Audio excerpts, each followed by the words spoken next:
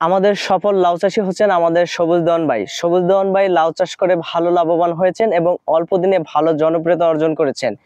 সবুজ দেওয়ান ভাইয়ের এই লাউ চাষ এবং সবুজ দেওয়ান ভাইয়ের প্রতি রইল শুভকামনা এবং শুভ প্রত্যাশা।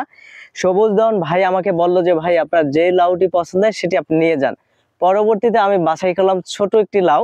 লাউটি আমার মোটামুটি ভালো পছন্দ হয়েছে। ভাই বললো যে না, ছোট লাউ না, আপনি এই লাউটি নেন। পরবর্তীতে ভাইয়ের কথা মতো আমি এই লাউটি নেব ভাবলাম। পরবর্তীতে ভাই বলল যে আপনি নিজে কাছে নিয়ে আপনি কাটেন এবং কিছু বলেন। সেক্ষেত্রে আমি বলতে চাই যে সবুজ দেওয়ান ভাইয়ের মতো যারা উদ্যোক্তা রয়েছেন বাংলাদেশে, আপনারা বাংলাদেশের জন্য চেষ্টা করে যান।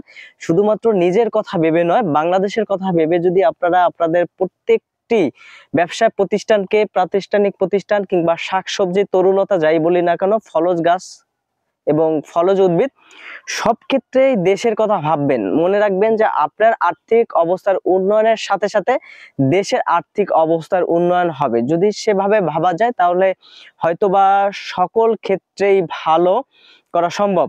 সেক্ষেত্রে সবুজ দেওয়ান ভাইয়ের প্রতি দোয়া এবং ভালোবাসা সবসময় থাকবে। এবং সব থেকে মজার বিষয় হলো আমার একজন প্রিয় পাত্র হচ্ছে সাব্বির হোসেন আকন। এবং সাব্বির হোসেন আকনের এই এই প্রজেক্টটি, অর্থাৎ এই পান বরজের যে জমিটি, এটার মালিক হচ্ছে সাব্বির হোসেন আকন। সাব্বির হোসেন আকনের বাবার থেকে আমাদের সবুজ দেওয়ান ভাই লিজ নিয়ে তিনি চাষ করেছেন। এখানে পান বরজ রয়েছে, পাশেই রয়েছে লাউ ক্ষেত। তো লাউ ক্ষেতে ভালো সফলতা অর্জন হয়েছে। সফলতার গল্প আমরা সবুজ দেওয়ান ভাইয়ের মুখ থেকেই শুনেছি। তো আমি এখন লাউটি কাটলাম। বিসমিল্লাহির রহমানির রহিম।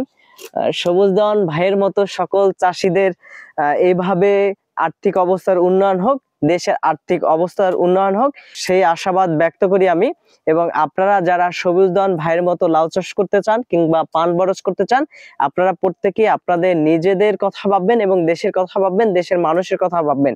কারণ এই দেশ আমাদের, দেশের মানুষ আমাদের। তাই দেশের কথা যেভাবে ভাবতে হবে, দেশের মানুষের কথাও ঠিক সেভাবে ভাবতে হবে আমাদের।